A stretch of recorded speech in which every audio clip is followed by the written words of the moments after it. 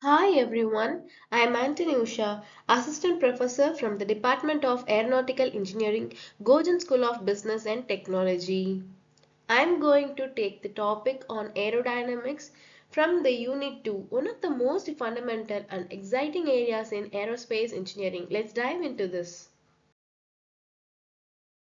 This slide covers the syllabus of aerodynamics. Aerodynamics is the science of how air interacts with moving objects, especially vehicles like airplanes, rockets, and even cars. At its core, it explains the forces of lift, drag, thrust, and weight, and how they determine whether an object will fly, glide, or fall. From the elegant wings of a bird to the high-speed jetliners in our skies, aerodynamics shapes the design and performance of every flying machine. By understanding airflow, pressure, and motion, we unlock the secrets behind flight, making it safer, faster, and more efficient. Welcome to the fascinating world of aerodynamics, the art and science of flight. From the unit of aerodynamics, I have listed down some few important topics which goes like aerodynamic forces, lift generation, viscosity and its implications, concept of a streamline, aircraft terminology and geometry, aircraft types, and the last lift and drag coefficients using NACA data. In flight, four key forces are acts on an aircraft, which are lift, weight, thrust, and drag.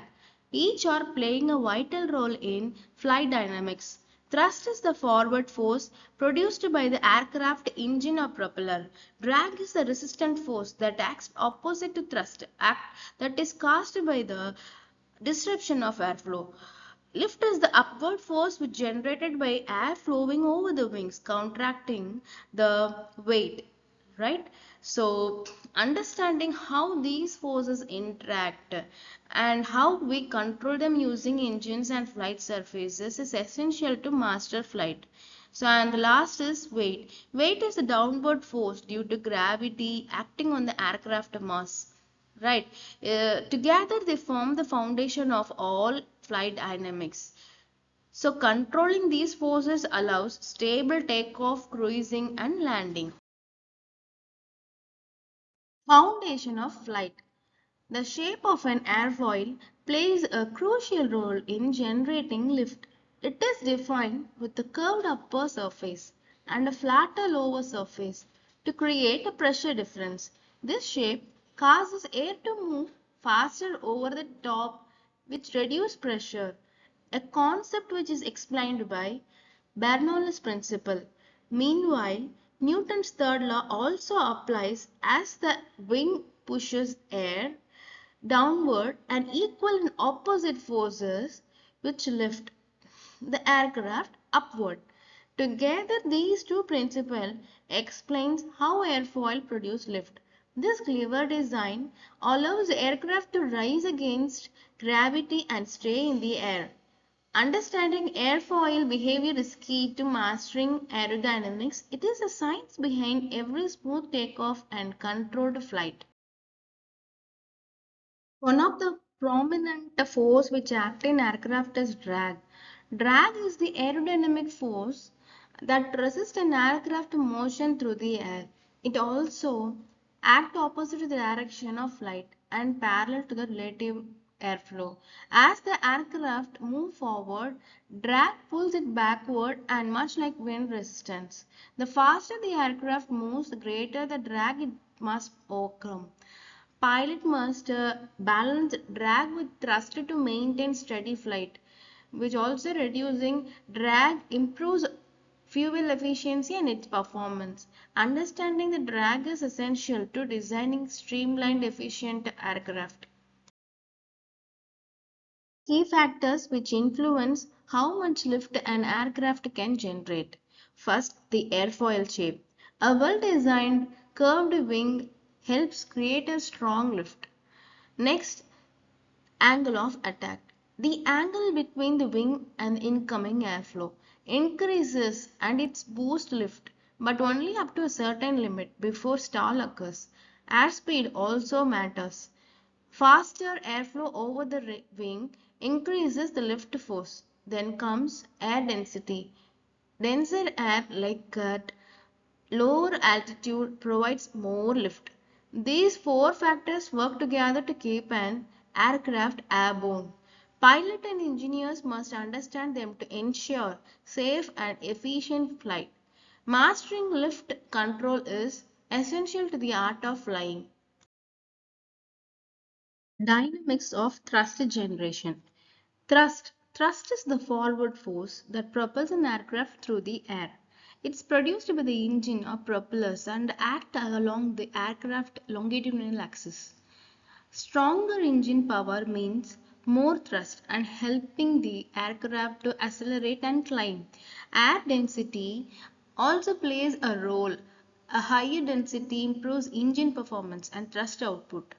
So airspeed affects thrust too. As speed increases, thrust may vary depending on the engine type. So thrust must overcome a drag for the aircraft to move forward. It's a critical and crucial force in takeoff, cruising and climbing. So understanding thrust help in achieving better control and performance in flight. Thrust generation. So aircraft generate thrust using two main methods, which is jet engines and propellers. So jet engines create thrust by expelling high-speed exhaust gases backward and pushing the aircraft forward. So this method is highly efficient at high speeds and altitudes. So propeller-driven aircraft, on the other hand, generate thrust through rotating blades that push air backward by creating a pressure difference. So propellers are more efficient at lower speeds and are commonly used in smaller and regional aircraft. So while jet only rely on high velocity exhaust, propellers use aerodynamic force from spinning blades. So both systems follow Newton's third law, action and reaction. Choice depends on the aircraft's speed, altitude, and performance needs. Weight. Understanding what is weight. Weight is the force due to gravity acting on the aircraft. Directs towards the center of the earth, that is a downward force. It is equal to the mass of the aircraft times the acceleration due to gravity, which can also be mentioned as W is equal to mg. So, aircraft weight is a fundamental force that always acts downward due to gravity. It includes the weight of the aircraft, structure, fuel, passengers, cargo, and equipment. Weight directly affects the aircraft performance, stability, and maneuverability. Pilot must manage weight and balance carefully for safe flight operations. As fuel burns during flight, total weight decreases, changing the flight characteristics. So exceeding weight limits can lead to poor takeoff performance and increase landing distance.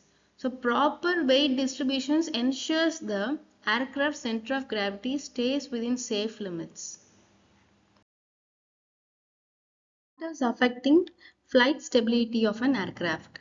Aircraft flight stability refers to the ability to maintain or return to steady flight after a disturbance.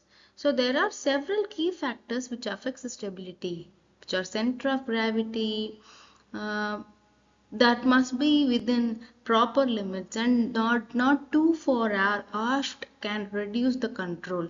So the factors which are under the lift are weight distribution, center of gravity, wing design and aerodynamic forces.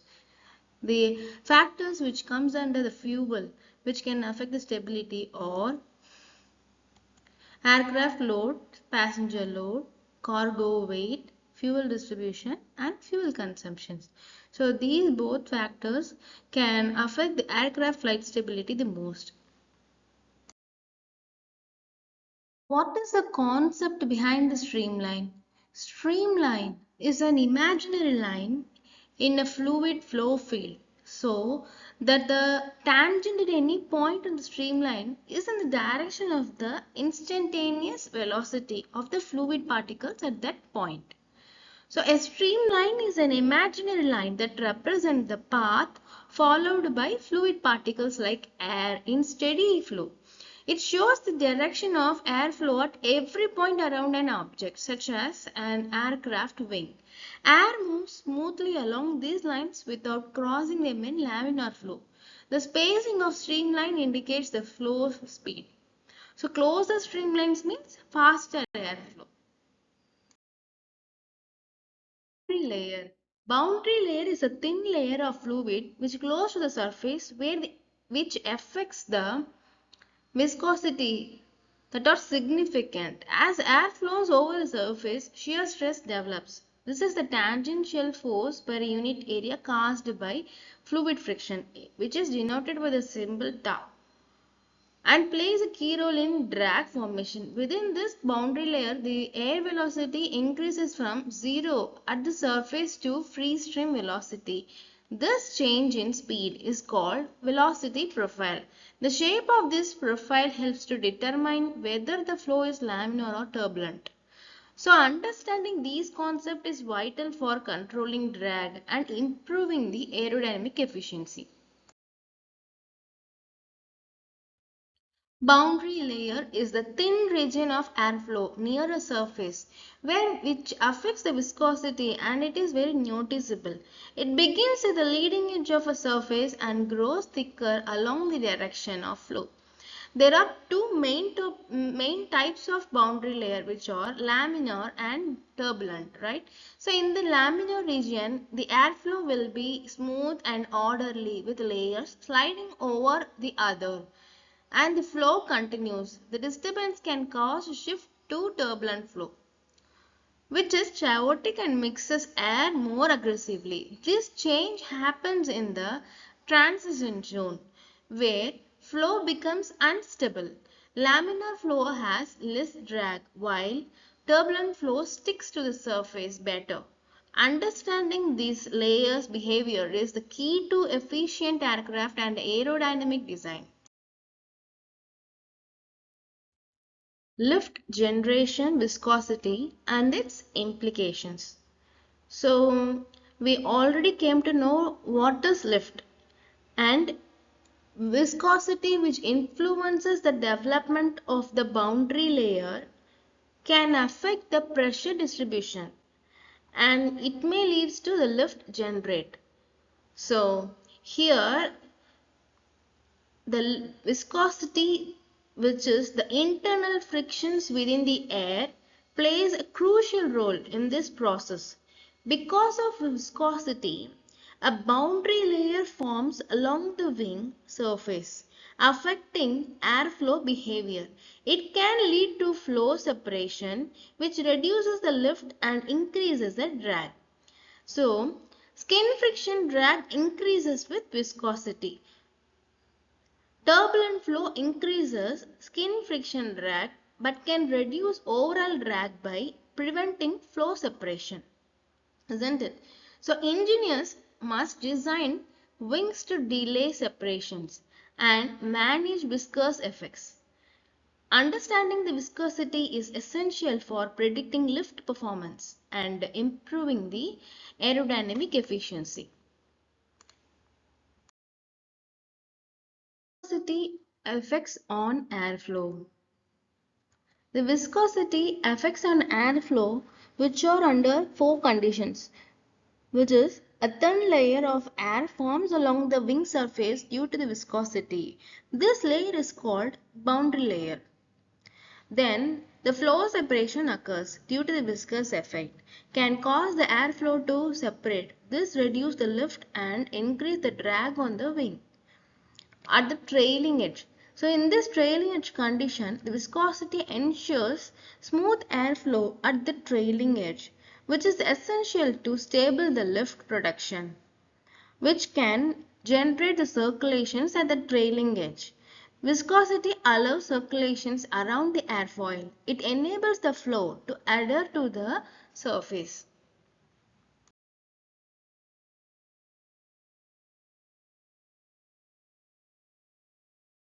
Aircraft types. Aircraft are broadly classified based on their design and purpose. The two main types are heavier than air and lighter than air. Heavier than aircraft includes airplanes, helicopters, and drones. which rely on engines and lift generating surfaces like wings. Lighter than aircraft like balloons and airships float using gases like helium.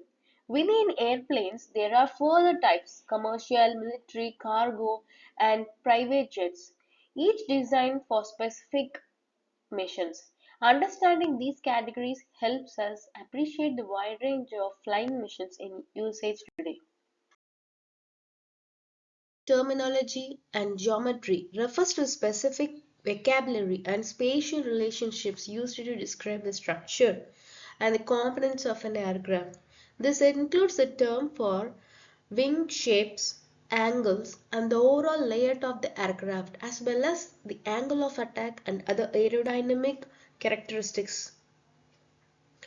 The aircraft is made up of several key components, which are fuselage, empennage or tail section, wing section, propeller, and landing gear. The fuselage is a central body that holds the passenger, cargo, and the cockpit.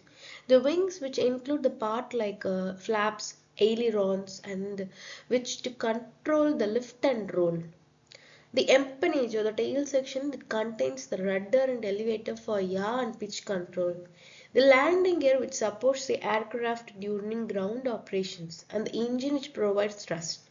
Each part plays a vital role in safe and stable flight. Role of geometry and the structure in aircraft design, which includes four key types, which are control surface design, airfoil geometry, basic wing shape, and then the structural design. These are the basic key points, four key points which involved in the geometry and the structural design in aircraft.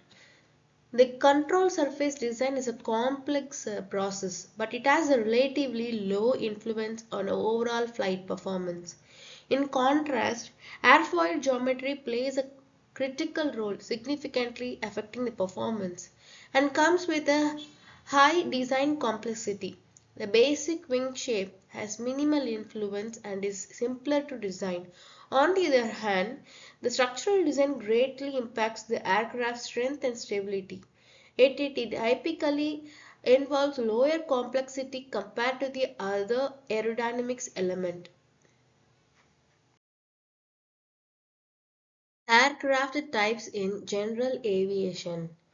General aviation encompasses a broad range of civilian aircraft used for personal, business, and recreational purpose. These aircraft are typically small and operate under less stringent regulations, which are single-engine pistons aircraft, which are the most and affordable general aviation aircraft, which is powered by a single piston engine, and they are ideal for short distance travel, flight training, and recreational flying. Examples which is include Cessna 172 and Piper Cherokee. The next is multi-engine piston aircraft, which is equipped with the two or more piston engines. These aircrafts offer high-speed, better climb performance, and increased safety in case of engine failure. They are often used for advanced pilot training and charter operations. A popular example is the Beechcraft Baron. The next is the turboprop aircraft. The turboprop uses a turbine engine to drive a propeller, offering better performance at higher altitudes and longer ranges than piston aircraft. They are efficient, reliable, and used for regional transport and cargo. Examples include the Pilatus PC-12 and the Beechcraft King Air. The last one is light jets, very light jets or VLJs. They are small, lightweight, jet-powered aircraft designed for short-haul business or personal travel. They offer high-speed comfort and operate at higher altitudes. Common models include the Cessna Citation, Mustang, and Eclipse 500.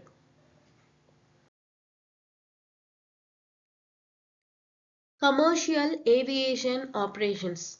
Commercial aviation is broadly divided into two main areas. which are airlines and aircraft operations. Airlines are responsible for passenger transport and cargo transport, serving both individual travelers and logistic needs. Aircraft operations focus on scheduled routes, which ensures time and organized flight services. They also deal with certified aircraft, which must meet safety standards and operational standards. Together, these elements maintain the efficiency, safety, and the reliability of the commercial aviation sector.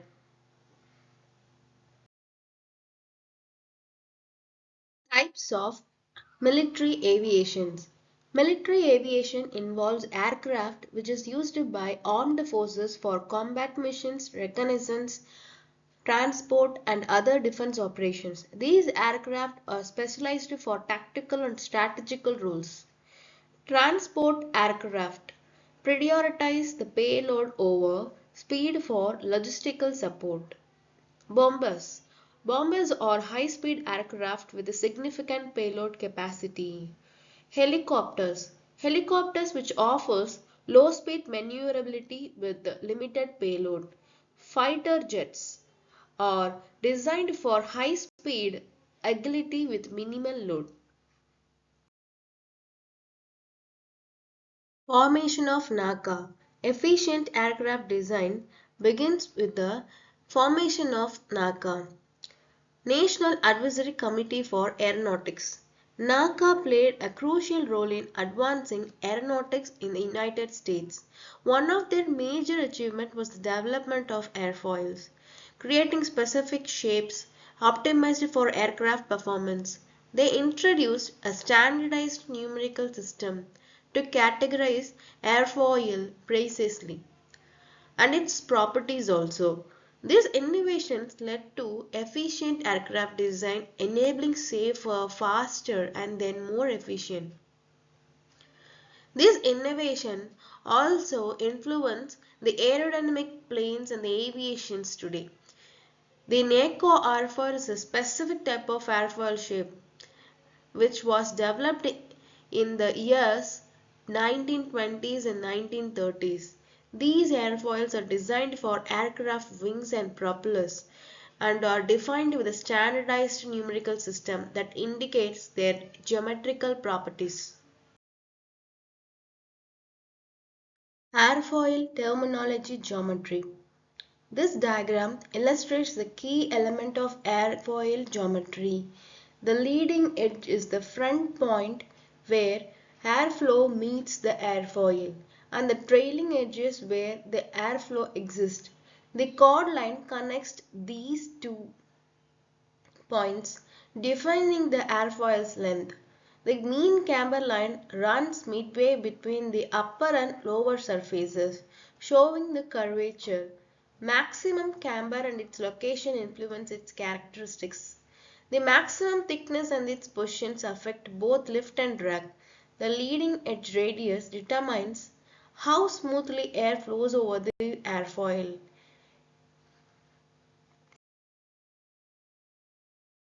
Lift and drag coefficients using NACA airfoil data. This image displays a series of airfoil shapes developed by NACA, each uniquely designed for its different aerodynamic performance. The NACA airfoil differentiation calculator helps to determine the coordinates of a NACA airfoil shape based on its 4-digit or 5-digit and then even more. The NACA 4412 and 4415 airfoils offer moderate camber and are often used in light aircraft for high lift at low speeds. The NACA 5317 features a thicker profile suitable for stronger structural requirements. The 23012 and 23015 belong to the 23,000 series, known for its smoother pressure distributions and even efficient lift characteristics. These standardized shapes allow engineers to select airfoils which are tailored to specific flight conditions and performance needs. Lift and drag coefficients using NACA airfoil data. I'm going to show some of the examples. NACA 2412. The first digit indicates the maximum camber as a percentage of the chord length. Second and third digit indicates the location of maximum camber as a percentage of the chord length. Fourth digit represents the maximum thickness of the airfoil as a percentage of the chord length. Okay, then the diagram which compares three well-known NACA airfoils based on their geometry is shown. The NACA 2412 has a maximum camber of 2% and a thickness of 12%, which offers a balance between the lift and drag, which is very suitable for general aviation of aircraft. Next, the NACA 4415 has a greater camber of 4% and a thickness of 15%, which makes it a big deal to high lift applications like a slow speed aircraft or training plane. Finally, the NACA 0012, which is a symmetric airfoil with a zero camber and 12% thickness, which often used in tail surface and aerobatic aircraft where the lift is symmetric and crucial too. These variations in camber and thickness directly affect lift, drag, and aerodynamic performance. I hope you all enjoy the session and thanks for watching.